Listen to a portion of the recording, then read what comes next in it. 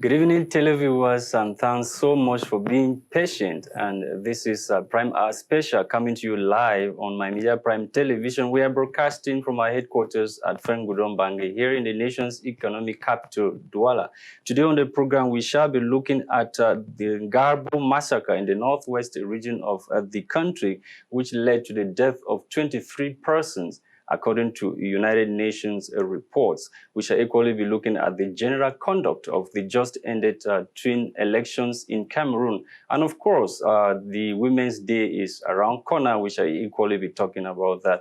And on the program today, we are glad to have the national coordinator of Stand Up for Cameroon, a coalition of civil society organizations as well as political party. She is equally the national president of the Cameroon's People's Party. My name is Lasha Kingsley. I will be right back.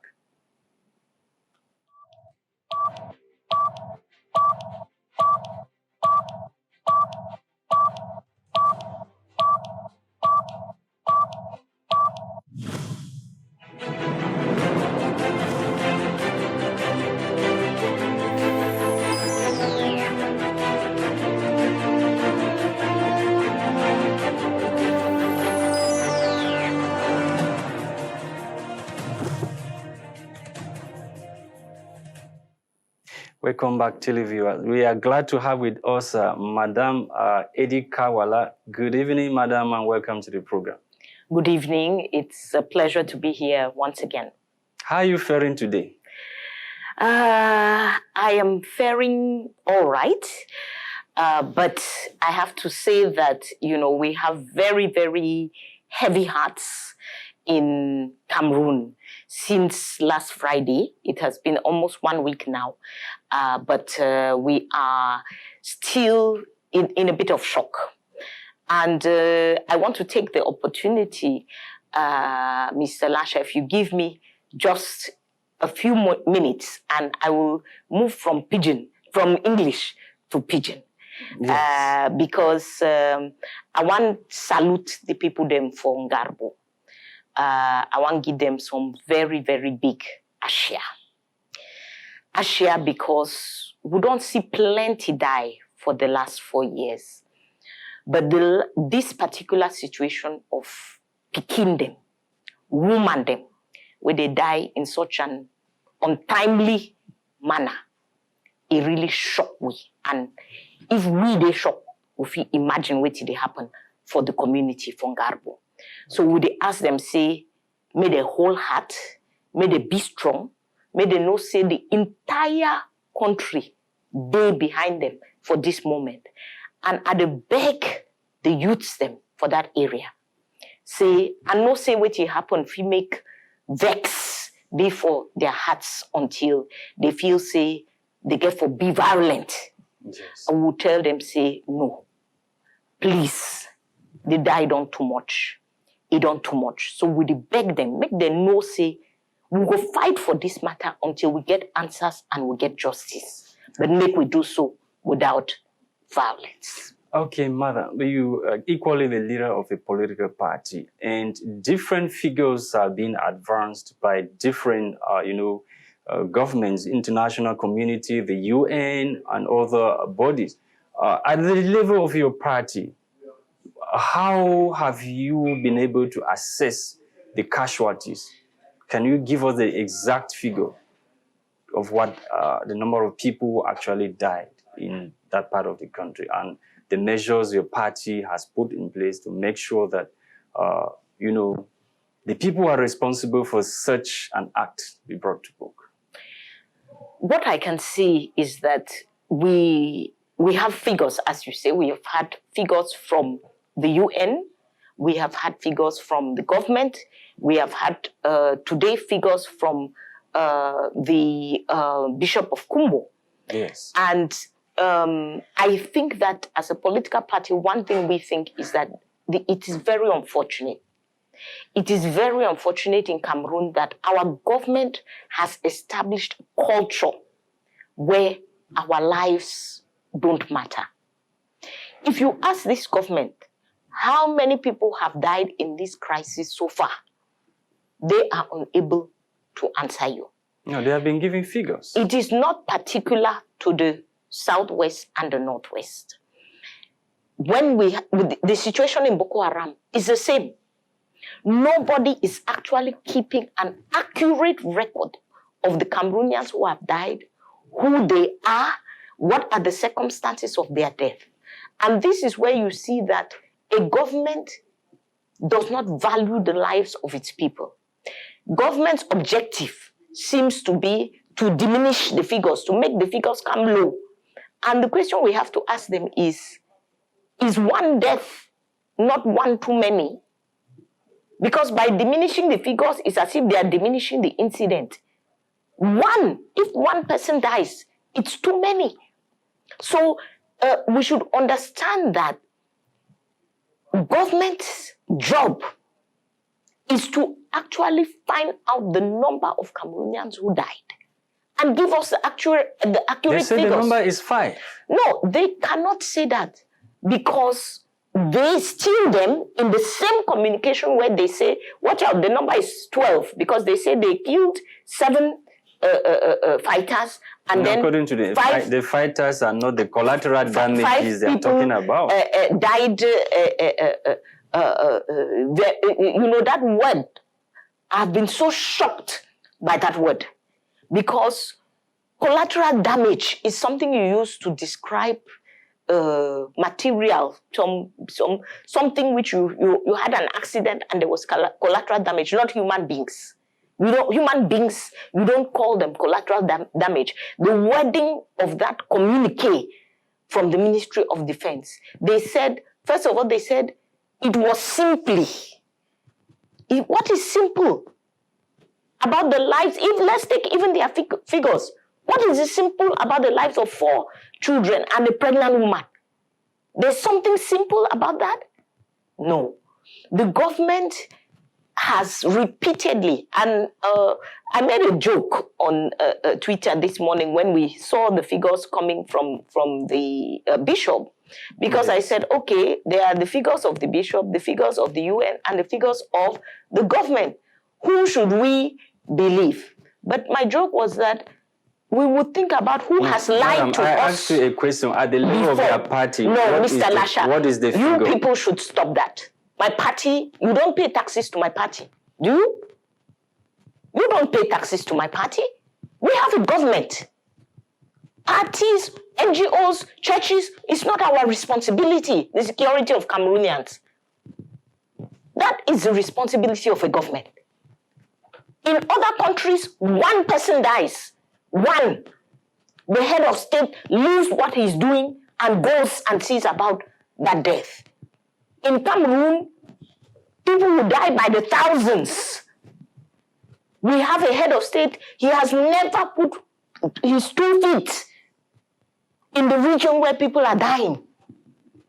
We go to you take the Northwest and the Southwest, this one is 4 years old. He has never been there.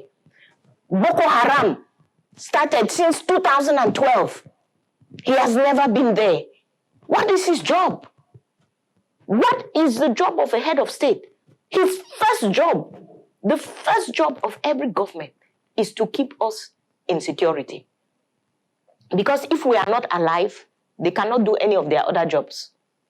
They are supposed to provide schools and hospitals and roads and so on. But if we, the citizens, are not alive, they cannot do those jobs. So this is job 1. This is the first job of the government. They should not fall down on the job. They have failed at the job. Whether they want to count it as 22, as 5, as 12, they have failed. And we would have loved to hear them say, we were at war. We thought we were going after combatants. We made a mistake. That would have been more honest than this game they are trying to play. Madam, the senior divisional officer in the report you will be watching very soon, they made mention of one notorious Abdoulaye Sonjo who was importing fuel and bullets in plastic containers from Nigeria. He's behind this from the origin of this the trouble that happened in that community, that he was keeping prostitutes and women and children. in course of the confrontation between the military and the Abdoulaye Sonjo, it led to the collateral damage that the government is talking about. So how do you say the government is not serious or responsible? The government is not serious because the Minister of Defense, you know, Minister of Defense is one of the most important ministers of the country. Abdoulaye Sonjo has been terrorizing the local population. The Minister of Defense gave one version of the story and said, we are going to carry out an investigation. That is what their text said. Now, this SDO who is speaking, is he part of the investigation? Where is he getting his own information? He's on the ground. He's in his... No. Once you say as a government that you are going to carry out an investigation, other members of your government cannot come now, start giving information. Because we don't know now. The Minister of Defense has said, this is what happened when our soldiers happened, and now we are going to do a thorough, that is what their communique says, we are going to do a thorough investigation. So the question now is to the Minister of Defense, the SDO who is speaking, is he part of that thorough investigation? Madam, they should stop trying to confuse us. The horrific images on the social media and different media platforms. And from your own investigation, and we've had the government officials have said that the information is false. From your own investigation, are the information or the images circulating on the social media and other media platforms, are they true?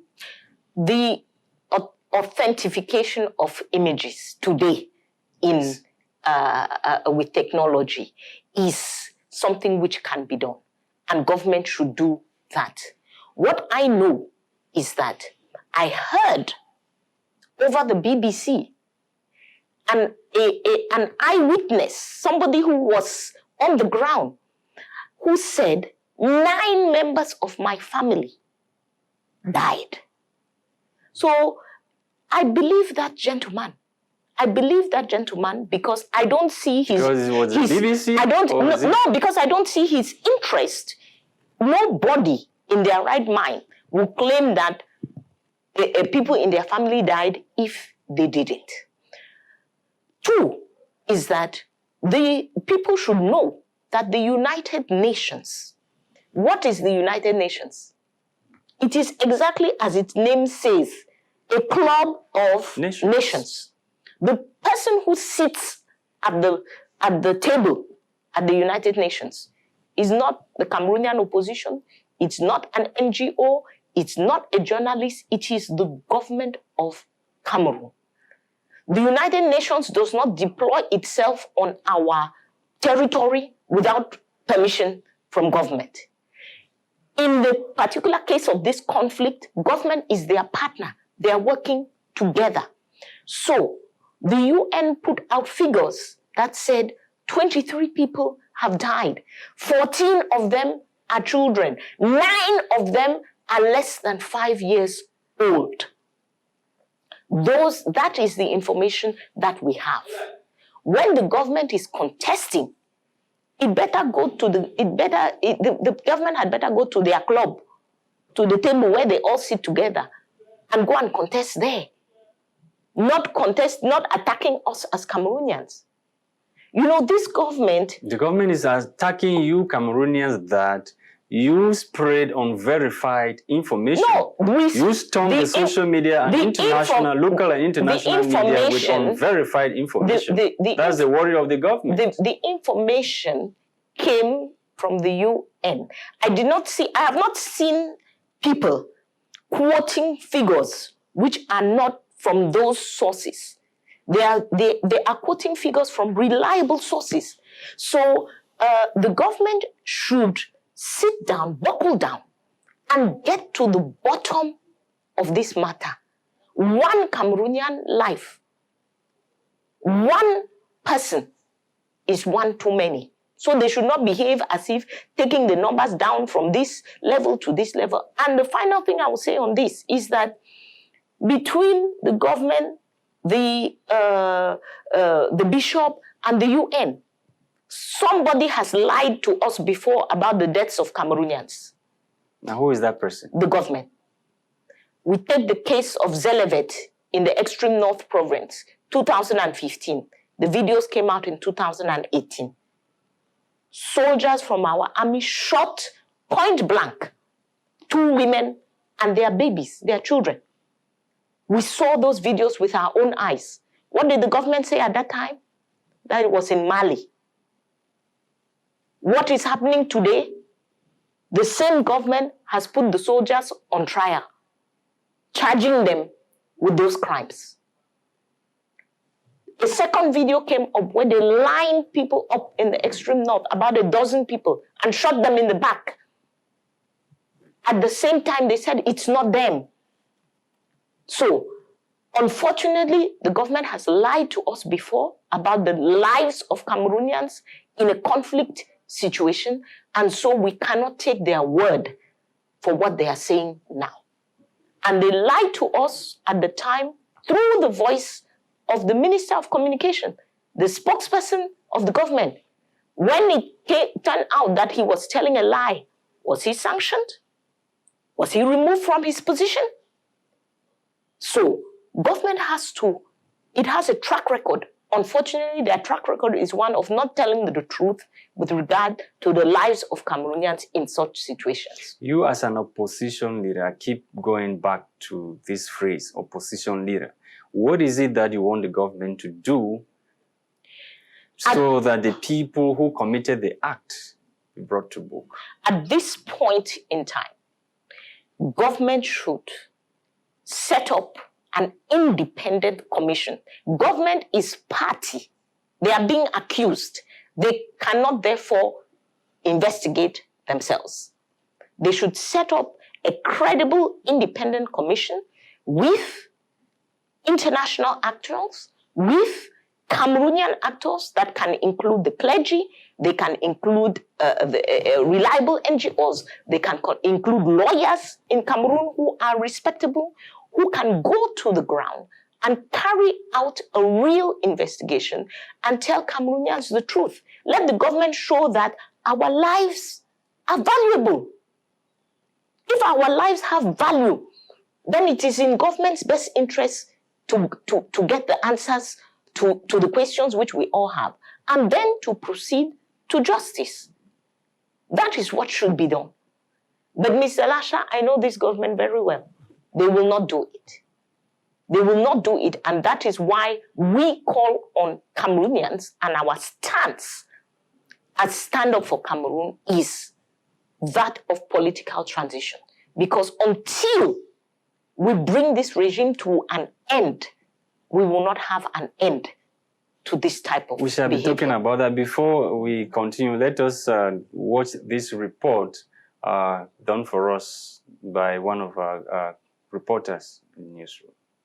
The Senior Divisional Officer from Donga Mountain Division, Simon Quentin Doe, has paid a visit to Ntumbo to meet with the displaced population after the Ngarmbo incident, which led to the death of over 23 villagers, according to UN reports. During the visit, the SDO called on the displaced population, predominantly the Fulanis, to regain their home in the village.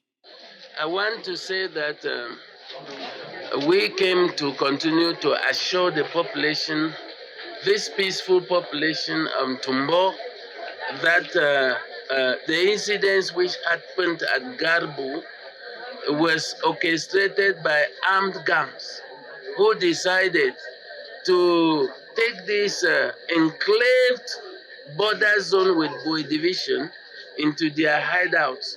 And they had decided to make it a hub of terrorist activities. And the peaceful populations have paid the price. Mr. Simon Quentin Doe equally told the population that the government forces are there to protect the population from the Ambazonia separatists who commit atrocities and indict the military. These are the populations of the area, and they are at peace with amongst themselves, but the troublemakers accidentally come from neighboring areas. They are not even sons and daughters of Donga Mantu, but they came from neighboring areas, converted the area into a prostitute hideout, where they kidnapped even people's daughters and wives and used in that area, which in fact we are happy that the area has been liberated from the hands of armed gangs. So we want to use this opportunity to tell the population to remain peaceful, law-abiding, and then make us know there's any suspects that creep into the area so that we'll be able to assure their total security. This is happening at a time when the CPDM has won the twin elections in Kande since Awudu Mbaya Cyprian stepped aside, giving way for Ngalak Gerard. Yesterday I was still far, so some people didn't come. So Amber come for my house. They be like 15, so they come. The department they don't see me. They find out my brother and they don't see him. They start for broom my house. They broom my house, take Kako. Broom my house, take Kako. Okay. I did sit down for some place, so I did hide for some place. I did see them. They carry them like 3 times. They go back for them place. That place they did make. Ambazonia fighters had kidnapped the phone of Ntumbo village, and the diaspora, together with the villagers, had contributed more than 5 million francs CFA to get the phone released. Military can get mission from GAR. They won't get mission from GAR. Some people join military. They work at their own route different. Military, they work at their own route different. Before the military, place where military go in, that people turn their own for back, pass, make their own action where military no. So the one come meet up place where military been there, they burn house for there. The one burn house before military come out say no be thing where we been come for do. As fingers are being pointed at the Cameroonian army, which has so far denied any involvement in the massacre, others are accusing some Northwest CBDN elites whose villages have been destroyed for being behind the massacre in order to destroy the peace-loving Kambe people, a claim My Media Prime cannot independently verify.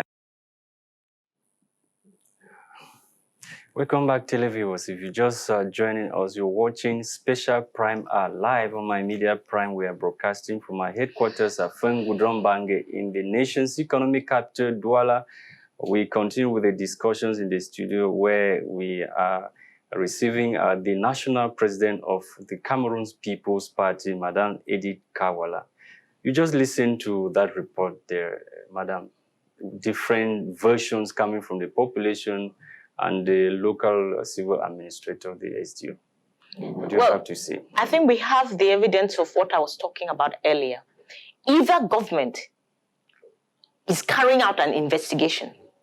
If they, as government, are carrying out an investigation, they put a block on all communication until that investigation has come to its end. We cannot have the military saying we are going to investigate, and then we have an SDO giving his, like I said, what is his basis for giving this version of the story?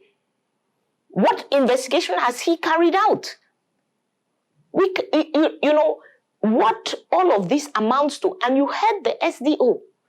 This is the attitude of Cameroonian administrators. Never once did he offer condolences to the families. No, he came to pay the first he came to see point, the population, the displaced population. The first point is to offer condolences to the families. Before you start giving justification, inventing one story after the other, no. His story is completely different from what the army told us in their communique. So we cannot have, this is not how you run a country. This is not how you take care of the lives of citizens. What happened in Garbo is extremely serious.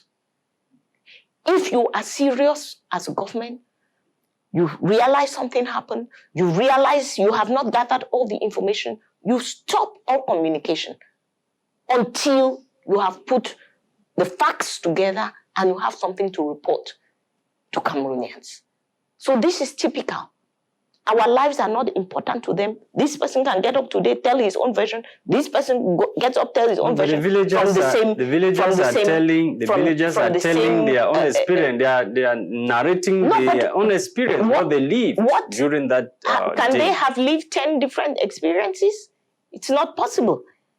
So we are actually giving voice to some people who clearly were not present during the time of the incident. You know, for those of us who go to the field, we go to the field, and to find out what has happened in this kind of a situation is extremely difficult. You actually have to take the pains to find the people who were around that area, because by this time, rumors have spread far and wide. So every person you meet on the street will be telling you their own version of things. But this is not how you carry out an investigation as a government. Okay, Madam, we will now move to our next topic of discussion, which has to do with the just ended twin elections in Cameroon, the February 19th election, municipal and legislative. The tentative results are already being published, and some people are already jubilating. What do you have to say? We've seen you moving around the streets saying no to elections, stand up for Cameroon. What is your own appraisal of the just ended polls? So I will get to the elections in just a minute. Just a final word on Garbo is to let everybody know that the bishop of the Diocese of Kumbu has declared a day of mourning and prayers for the victims of Garbo tomorrow. And we at Stand Up for Cameroon have come out in solidarity with the bishop's statement and initiative. And we know that tomorrow is Friday.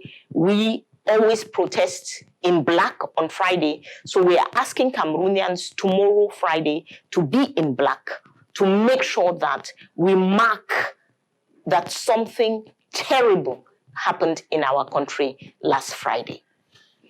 Now, if we want to talk about these elections, I think, number one, we have to say that the big winner in the elections of 9th of February, the big winner is the no to elections, because the vast majority of Cameroonians did not participate in the elections.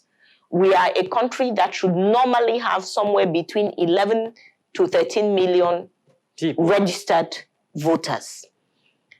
First, I'd like to explain that we, the political parties, we are actually catching up to the people, because out of that 12 to 13 million people, registered voters, only about 7 million of them ever register. So you already have 5 million people who have taken themselves out of the elections before you start. What explains this complete mistrust in the electoral system? I think there you will get almost, if you go out and do a survey amongst Cameroonians, you will get almost a unanimous opinion. Even those who vote do not trust the electoral system. If we trusted the electoral system, we would not say, oh, if you vote, you have to sit there and guard your vote until it's already an indicator that you don't trust the electoral system. So, number one, people don't trust it. Now, out of the 7 million who registered to vote, the trend in the last elections has been about a 60 to 70% voter turnout. Yes. In this election, from all the figures that we have, from those who observed the elections, even where the participation was very high, it was not more than 30%.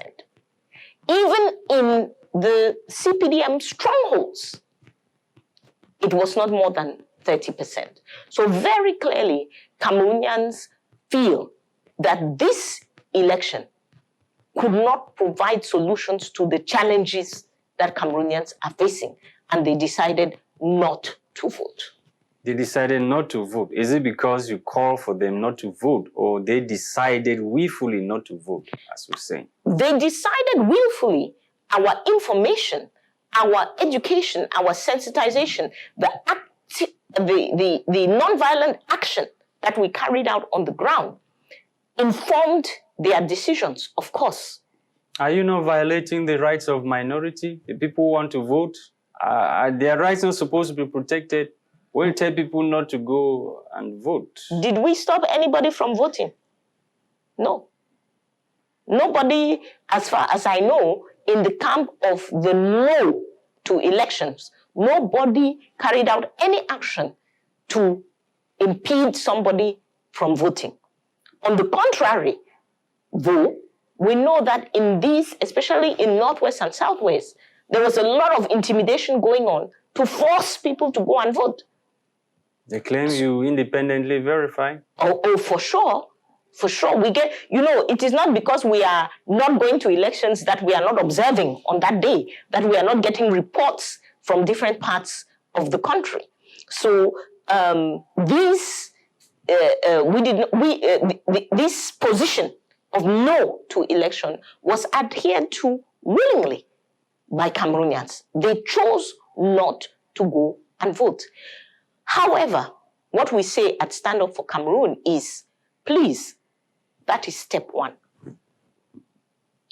Not going to vote makes a political statement. It informs Cameroon, it informs the world that we believe something is horribly wrong. That is what was noted in the report of the African Union, for example. They noted that participation was very low and that from what they heard, there is a lack of consensus with regard to the electoral system and that the government should do everything to get consensus with regard to the electoral system. Now, for us as Cameroonians, this is not enough. We must go to the next steps to get to political transition. Not participating in the election is a statement, but we have to organize, we have to mobilize, we have to come together as Cameroonians, carry out non-violent action until we rid ourselves of this regime, until we can sit down for a proper national dialogue to discuss these deep issues which we have, but a major national dialogue just held, including the Anglophone issue. The major national dialogue just held, and resolutions were arrived at. Then we can talk about reform and we can talk about having elections in a reformed electoral system. I want to get to your major national dialogue, Mr. Lasha. This major national dialogue is one more reason why Cameroonians should be on the streets. Because people should not take us for fools. They spent 10, 11, 12 billion francs CFA to talk amongst themselves? No, when you say talk among themselves, that's yes. a sweeping statement. Who were they You're talking giving to? a sweeping statement. No, I'm giving a very exact statement because on the ground today in Cameroon, there is conflict. And we know who has taken up arms one against the other. On the one hand, we have armed separatists who have taken up arms to defend their cause. On the other hand, we have a government who has been using violence from day one. Even when the fight was non-violent, the government was using violence. In fact, they pushed the fighters to take up arms. Now, these two parties, one, the army, is headed by whom? Who is the head of the army in Cameroon? President Paul Biya, of course. President Paul Biya. Was he at the dialogue? He has his representative, no, of course. Was he at the dialogue? The Prime Minister is not the head of the army. He is representing the head of state. He is not the head of the army. The Prime Minister is nowhere in the army line. The army is the one fighting on the ground. Where was the head of the army for the dialogue? On the other side, you have armed separatists. These armed separatists are the young men who are in the bush. They have political leaders. Most of whom were present at the national dialogue. Who was present there? Kwaya Yannick and a host of others were equally present. No, these are fighters who have put down their arms, right? Isn't that what they told us? So we are dialoguing with them about what? Because the dialogue is to end the conflict. So if you go and dialogue with people who have already said, conflict is over, I've put down my gun, then what is the dialogue about? You need to dialogue with the people who are Invitations fighting. were equally dished out to some of those if leaders you are talking about in the diaspora. No. They never responded. They never came for the dialogue. You cannot put out an invitation for somebody when you have a warrant of arrest for the same person. They are not mad people. You cannot be holding a warrant of arrest. You do not suspend your warrant of arrest. You don't create any conditions for this person to come. They should stop taking us for fools. It is children who are dying. We should stop giving polemics about this issue. We, as the women, we are going to talk about women. We, as the women, we say, the soldier whom you have sent, the government has sent soldiers to solve a political problem. This is not a military problem. It is a political problem. That soldier will never be able to solve the problem. So we are sending soldiers there to die for nothing. They will never have a solution through the military.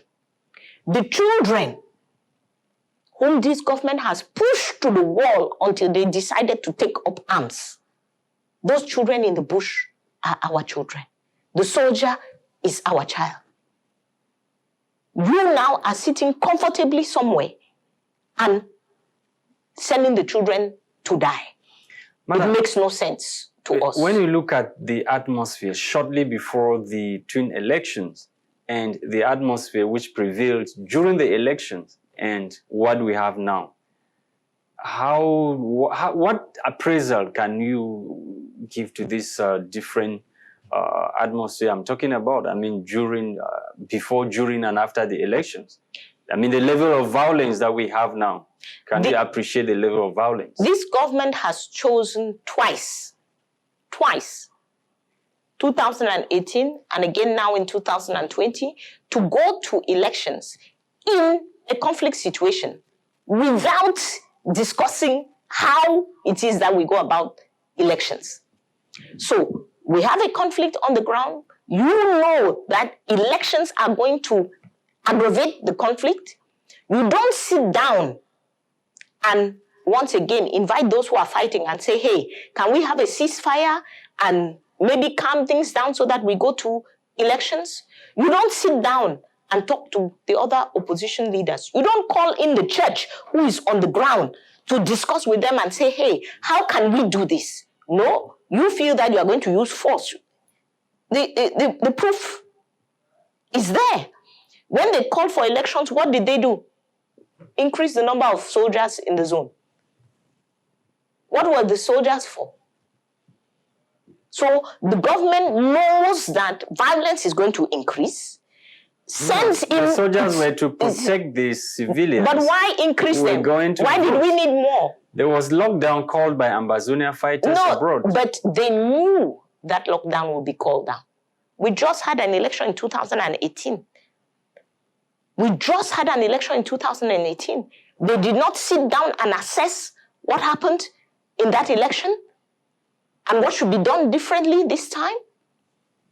We have a government, as I say, that has no regard for our lives. Their problem is to stay in power, to give an impression, I'm not sure who they are giving the impression to, that everything is fine in a Cameroon where we are dying, our children are dying every single day. They want to cover up. I don't know who they are covering up for. Madam Edith Kah Walla, are you a separatist? Where do you belong? This is the government, these are the separatists. Where do you belong? Mr. Lasha. This is the second time I'm asking you this question. Yes. I quite remember I asked you last time. Yes. And I still demand the answer to this question. And we have been clear from day one. Very, very clear. We have an Anglophone problem in this country. It is a historical problem which dates back to independence. It has been managed very, very badly and has become a systemic problem, which is throughout the system of governance of Cameroon, our belief at the level of the Cameroon People's Party, our belief at the level of our movement, Stand Up for Cameroon, is that we need to solve this problem within Cameroon. We are not going anywhere. We are not going to separate. We are not going to divide the country, but we are going to get Anglophone rights within this country called Cameroon. And we must get those rights. And we must join together, because the fight is not between Anglophones and Francophones. The fight is between us as Cameroonians and a regime that has oppressed all of the citizens in this country in one way or another. They have oppressed Anglophones because they are Anglophones, but you go to the extreme north, you realize they have oppressed people in the extreme north. You go to the east, they have oppressed those ones for different reasons. Here in Douala, that some people feel we are fine. I'm always amused when people come from my village and come to Douala, and they are amazed that Douala is dirty, and that we don't have water, and that we don't have electricity. So we should understand that it is we, the people, against this regime. As the people, we have specific problems. Some people have an Anglophone problem. Some people have a problem because they are marginalized. How do we solve these problems? So, solving this problem, the solution we have put on the table is that of political transition.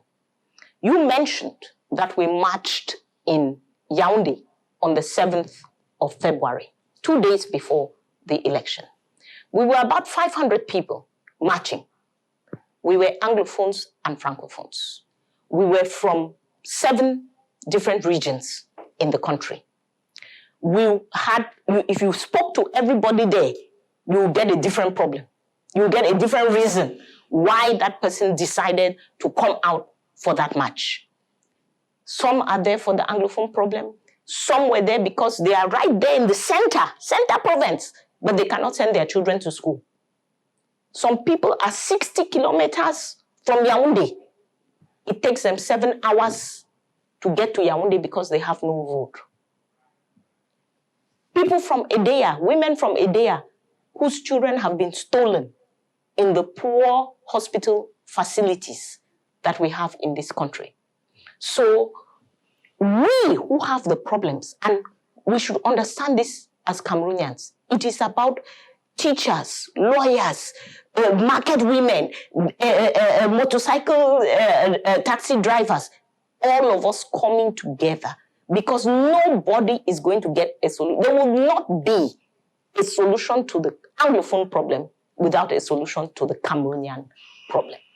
So are you equating the Anglophone problem to the other problems that the other regions have? It is not about equating.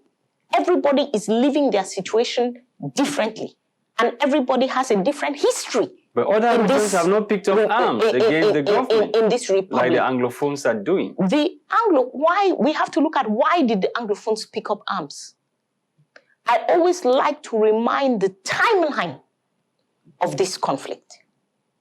October 2016, lawyers and teachers came out to march non-violently. What happened? Policemen were kicking lawyers in their ropes, right? Shortly after that, students came out in Boya to protest for their rights, completely non-violently. First of all, the government took the army into the campus, completely unacceptable. And then they molested those children. After that, we had the arrest of non-violent leaders. Nobody had a gun at that time. Some of them have been released already. Nobody was talking about violence. Do you think that, I'm glad you say some have been released. So do you think that the person who has not been released is comfortable? There are hundreds still in jail. Do you think he's sitting in jail jubilating that, oh, some people have been released. Why are these people still under arrest? Can anybody tell me why a government that says that people who are in the bush, who may have committed atrocities, who may have killed people, who may have kidnapped people, to that person you say, just put down your gun and we will rehabilitate you, right? That's the current situation, right? We have DDR. We say you come, we take away your gun and you can reintegrate the society. But the person who never carried a gun, who never had the intention of violence, who simply stood up and protested, is still in prison. Do you think this government wants to solve this problem? Do not forget, still in that timeline, January was the arrest. Then, what was the violence that the government committed? 3 months without the internet. That is the point. If you want to look for a point in this crisis where almost the entire population was radicalized, was the cutting off of the internet. After that, September 22nd, people came out, they had peace plans in their hands. Government shot at them. 1st of October, that was where there was carnage. Dozens were killed. That is what pushed people to take up arms. Where do we go from here? Whenever we talk about taking up arms, we must go through that timeline. Because sometimes people want to behave as if the people who are taking up arms were mad people. Where do we go from here? I do not agree with the taking up of arms. Our fight should be non-violent. But let us not behave as if it was madness. Have you been having conversations with the separatist leaders trying to probably tell them to think otherwise or to make some compromise? Our position has been clear from day one. We must fight for the rights. The cause is justified. We must do so non-violently. I have visited the separatist leaders in prison. We have talked to those who are around. They feel that government is pushing them to this position. Our stance, and I would say that today, especially after Garbo, I believe that we as Anglophones, we need to come together. We need to come together and stand firm for our rights, stand firm to now demand justice for all the atrocities that have been committed over the last 4 years. But we need to do so non-violently. Why? The violent price, nobody should feel, because I think sometimes the boys with the guns, they feel that if they put down the gun now, it is as if they have surrendered. It is as if the government has beaten them. And we say to them, no. We are asking you to put down your guns, not to surrender to anybody. We are asking you to put down your guns because the price has been too heavy on our Anglophone population. So we must continue the fight. We don't intend to stop the fight. If you look at movements like Stand Up for Cameroon, you will see that we were fighting before this crisis ever started, and we have continued throughout fighting. So it is possible to fight without paying such a heavy price for our own population. Today, where are we as Anglophone, as Anglophone regions? We have at least 3,000 dead, maybe more. We have villages that are burned down. Our economy is in shambles. The thing that we were fighting, what were we fighting? We were fighting to be able to send our children to proper Anglophone schools. We were fighting to have a justice system that is true to our culture. But what has happened today? All of our children are on the Francophone side. Madam, have you had these conversations? Our businesses are on the Francophone side. Have you been able to have this kind of conversation with people like Ayabacho, Eric Tato? And do you intend to, if you've not done so? I have reached out. We will talk to anybody. Anybody. I don't believe in excluding anybody out of conversation. It is perfectly fine to have a different point of view from somebody, and you people can discuss. I have had the opportunity to talk with Mr. Sako of the interim government. I am ready to talk to any general, to any diaspora leader at any time. We must find a solution. Our population, our people, our society, our way of life is what is being destroyed. So if we continue on this, government has shown us that they are willing to be violent until the entire population is killed. We cannot. I hear people on social media always saying we will fight to the last man. And my question is always, where are you? The person who is fighting to the last man. They are fighting. Are you in the bush, or are you somewhere in Europe controlling. fighting? They say they are controlling. They are the leaders. Fighting with the internet, fighting with your keyboard.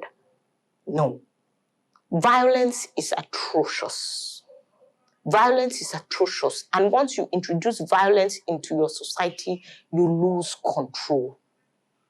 We know the reality on the ground. We go to the ground. On the ground today, there will be so many deaths that we don't know whom to attribute those deaths to. Between the soldiers who are attacking in plain clothes and the separatist groups who are attacking in soldiers' uniforms, you will never be able to tell for some situations what is it exactly that happened here. Are we going to continue this way? Are we going to continue? Is this what being an Anglophone is about? How many more lives are we going to destroy? We can fight this fight without violence. We can fight this fight without destroying our own society completely. We need to put a stop. We need to put an end. Not to the cause. The cause is noble. The cause is just. But we need to put an end to this violent fighting. Don't you think that your move, this stand-up for Cameroon and this non-violent protest that you've been carrying out every Friday can be interpreted or regarded by the authorities as a rebellion? You're calling the people to descend to the streets. Should we not rebel? Should we not rebel against a government that is killing us? Should we not rebel against a government that is unable, after 38 years, to give us water? I had no water in my house this morning. And mind you, I live in Bonaprizu. It's one of the fanciest neighborhoods in the country. There was no water. There's no light regularly. Not in Donga Mantum, not in Gonketunja, in Douala, in Yaoundé. What kind of human beings, what are we going to answer to history? Because history will ask us. Yes, there was a regime, they were oppressing you, but these are just a few people. What did you, as a people, do? Mr. Lasha, in Africa today, the Tunisians have stood up and they got rid of their dictator. They are building their country today. The Burkinabe have stood up. They got rid of their dictator. They are building their country today. The Sudanese, we saw al-Bashir as one of the worst dictators that we have ever known. But in these violent. These countries, there were casualties. We are talking of a non-violent move. The Sudanese got up. Is it what you want for Cameroon and your people, the people you're fighting for? The Sudanese got up and they got rid of al-Bashir. Are there not casualties? Are there more casualties today? Are we not you sitting embarked here? on a non-violent move to get rid of the Diaz regime. Of course. You have cited some countries which took the step you want to take. Yes. But people end up dying. So how do you reconcile the non-violent and the deaths in those countries you're talking about? We are non-violent. The government will be violent. We know that. They are violent. They were violent yesterday. They are violent today. They will be violent as long as we leave them there. But what can we learn from these countries is that when you come out in your numbers, no government, no army can shoot all of you. They can come out and be violent, and if you will have some casualties, but you will eventually win. And you will stop the violence once and for all. We are counting casualties today, every single day. What are we talking about? Garbu, is that not the casualty? Imagine we had the Garbu massacre on Friday. Yesterday, somebody else was shot at a hospital. By military? Yes, by military. How do you communicate from the Ministry of Defense? And if we look at the entire region, we are counting dead bodies in Cameroon every day. So what are we talking about? Do we come out in our mass as a country and put an end to this thing once and for all? Or are we going to continue counting the bodies? This is the choice which is before us as Cameroonians. How do you intend to do this without killing people? How do we kill people? Who is killing people? Descending on the streets. I mean, there will be consequences. Mr. Lasha, who will kill people? That we will not have a gun. So who will kill people? You are rebelling against a government, a legitimate government. How is the government legitimate? They have been elected by the people, by the same population that are calling to descend on the streets. You must understand that power belongs to the people. That is the line in the Cameroonian constitution. Power belongs to us. We only delegate it. We give people the opportunity to handle our affairs.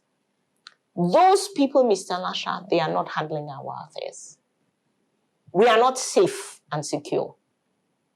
We do not have basic necessities. We do not have economic opportunity. Our children don't have jobs. So, the time has come, the situation is such that we, the people, have to exercise our power. The power is ours. We can never be illegitimate. We, the people, can never, ever be illegitimate. Power is ours. And that is what we have to learn from the other countries. Because in the other countries, even when the government was supported by other foreign bodies, when the people came out, those foreign bodies had to say, the people have spoken. So we as Cameroonians have to know, either we will die in fear, because let's be clear, what is stopping us right now, it's fear. So either we will continue to count these dead bodies one by one in fear, or we will look fear in the face. It's normal to be afraid, but you can look it in the face and overcome it. That is what we are asking Cameroonians to do at Stand Up for Cameroon. We ask them to join us so that we train, we organize, we learn how to do this. We marched in Yaoundé on the 7th of February. Nobody thought it was possible. Was any of you members we were not arrested? We were not arrested. Nobody was hurt. Because were you accompanied by police, security forces? Not at all. Why? Why should they accompany us? Have you ever seen them accompanying an opposition march in Cameroon? No. We planned, we organized ourselves to be able to march and to be able to finish. The police came afterwards. They came, they locked down the entire neighborhood. They searched the whole place. But we were organized in a manner where we could carry out our march and keep our members safe. We have been arrested before. We have had marches before. We have been arrested before. So we have also learned lessons. And that is why we ask people to join us at Stand Up for Cameroon. We share those experiences. We think together. All of us as a mass, thinking together, we are much more powerful than any regime. So what is your message to the chief executive officer of this country, if you were to talk to him? Oh, I have a very simple message for him. One word: resign. Just It is enough. It is enough. 38 years is enough. Go. When he has just been renewed or given another mandate? 38 years is enough. Go. What next? After We he go has left? into political transition. I've mentioned all of these countries because we learn from them. What did they do? You create a transitional government. Transitional government is the government that conducts the national dialogue. It is the government that ensures the rewriting of the constitution, because we have to rewrite the Cameroonian constitution. We cannot continue with the constitution we have. It is the government that reforms the electoral system. And when that electoral system has been reformed and you have a free and fair system, then you go to elections and you elect new leaders and you rebuild the foundation of the country. The foundation of Cameroon is rotten. We are not going to be able to build anything on the current foundation. We have to go through this transition, dig out this rotten foundation and build a new one. That is the only way that we are going to be able to address this Anglophone question that is before us. Think through what should be the nature of the state, what should be the form of the state that can respond to our needs as a population. But in the meantime, you may want to agree with me that the killings have to stop. So what is your message to the separatist leaders abroad? People like Ayabacho, Eric Tato, Tapan Ivo. What do you have to tell them? You know, I am much more concerned about Cameroonians on the ground than those people abroad. I think that while there was some campaign, you can say, at the start of this fight that got people riled up, I think Cameroonians on the ground are beginning to realize that this violence is not the way to go. And we should not be commanded by anybody who doesn't live in Cameroon. That person is not facing our reality. That person is not dealing with the situation. You cannot be what is this thing called? Telecommanding a war. It's completely unacceptable. But they have been succeeding. I don't think they have been succeeding. If they had been succeeding, they would have won the war. They've been creating chaos. They've been creating chaos.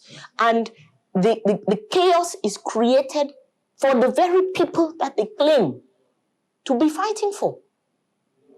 It is time for Cameroonians on the ground to take a hard look at the situation in which they find themselves and think for themselves. You know, I am partly from the Southwest and partly from the Northwest. When I go to the Northwest these days, I have tears in my eyes because I think about the empowerment of the Northwest person. These are people whom for decades you could not crush them down. They fought within this system without violence for decades because they've been fighting throughout. Now with the violence, you go to that very population they have been disempowered completely. They are afraid of the armed guys, afraid of the military, afraid to leave their homes, afraid to go out at a certain point in time, afraid to talk because they don't know who is listening. Any fight which takes people from being an empowered, proud people to a people who are afraid is not a good fight. It's not a fight in our interest. We who are on the ground, we have to understand this. And stopping the violence does not mean giving in to the regime. Are you planning any kind of campaigns like going to the bushes or on the ground to see some of these fighters? Some of whom are in the bushes, they don't even know why they're in the bushes.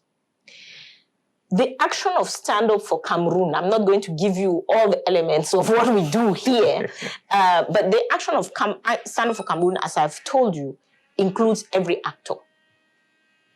Includes every actor. There is no way to stop this violence without talking to those young men in the bush. There's no way.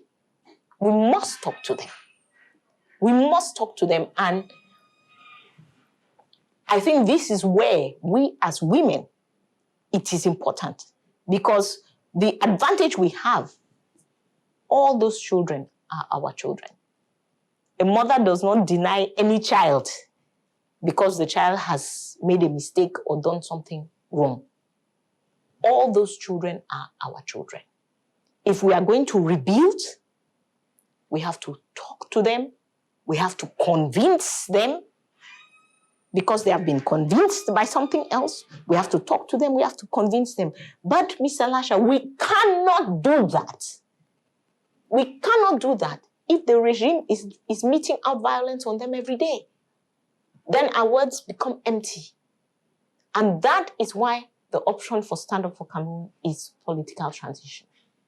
Because we believe that it is with the departure of this regime that we will be able to solve our fundamental problems. What will you do with the guns that people are already carrying in the northwest and southwest? If Pobia has to go today, yes, what will you do with the guns that people are already carrying?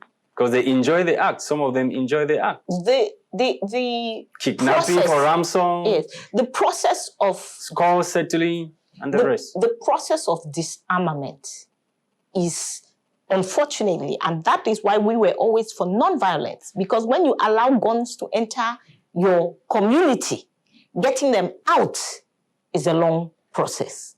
But the only way to achieve a long process is to start it. So we know that it will take time.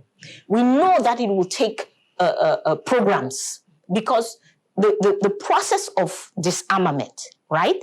You have to disarm, you have to reconcile, you have to rehabilitate, and you have to reintegrate into the society. It requires you having programs, real programs, not the jokes that our government is doing now, where these young men can actually come talk about what it is that pushed them to get into that level, and have the opportunity to have to be accompanied in a healing process. There has to be justice. This is what is called transitional justice. We have to have justice because people have committed atrocities on both sides. So there has to be transitional justice. We have to heal as a nation. And we have to do very practical things, like finding a way for these young people to reintegrate the school system, to reintegrate and have jobs, and so on and so forth. It is a lot of work to be done. And that is why at Stand Up for Cameroun, we say, we are wasting time.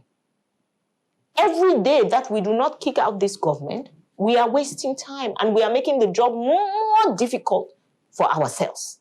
When we started talking about a political transition, there was no Anglophone crisis. Had we taken care of things at that time, we will not be in the situation we are in today. So every day that we waste as Cameroonians is a day where we make the task more difficult for ourselves. We need to come out for political transition. We need to get rid of this regime. You are a woman, of course, and your fellow women together, you guys will be going on to celebrate on the 8th of March, the International Women's Day. So what is your message? What is the message of Stand Up for Cameroon in this year's celebration? What are you planning to do with your fellow women? So Stand Up for Cameroon has a very important group at its center who are the mothers of the nation. These are women who are standing up and who are braving the violence on the part of the state to make sure that change happens in this country. So on the 8th of March, which is not a day for partying, the history of the 8th of March, it is a day when women protested. And on this particular 8th of March, we will be calling on the women, one, not to participate in the government activities. That means not to wear the 8th of March cloth. Yeah. It is a day for us when we will be in black because we will be mourning our children. It is a day when we will be out in our numbers to protest what is happening to us as women in this country. We are tired of burying our children. We are tired of being raped. We are tired of not being able to take care of our families because there's conflict all over the place. We are tired of our children not going to school.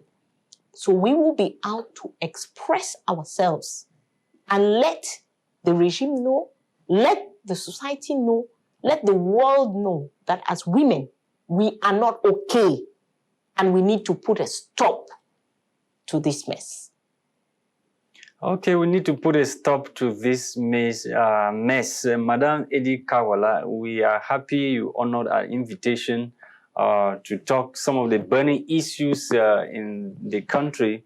You're equally the president of the Cameroon People's Party. I would like us to touch a little bit on this issue concerning your party, because it would appear as if from 2018, you lost legitimacy over your political party. So how? The Ministry of Territorial Administration received a notice from the founder of the party saying that you were dismissed from the party, that you're no longer the legitimate, leader or national president of the party. Who dismissed me? From Titan Samuel, the honorary founder of the CPP party. I see. The party is a legal entity. The political party is a legal entity registered in the Ministry of Territorial Administration.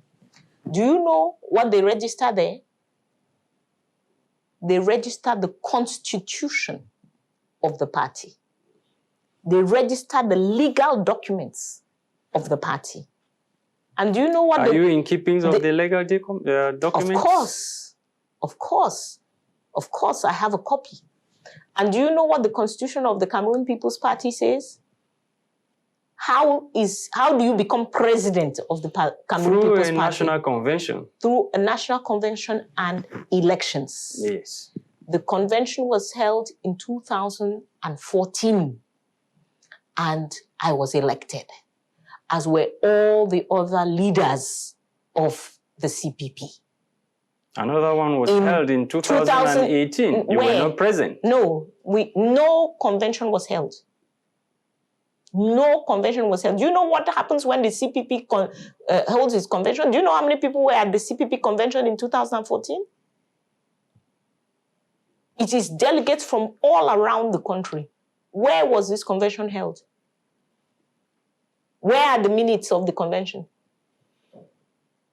I'm the one doing the asking. I'm the one asking the question. No.